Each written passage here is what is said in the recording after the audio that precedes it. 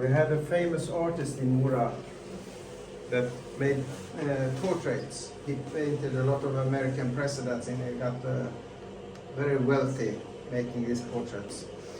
He designed a knife for a statue, and that knife, he made about a dozen of these knives. They are very, very unique.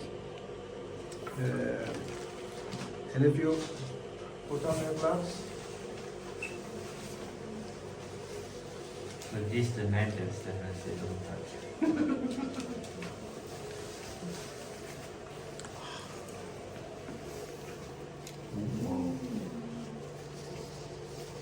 so this is almost like the holy grail of knives. Almost. No, it's the Holy Grail. It's the Holy Grail. And you can also take the knife out of the sheath.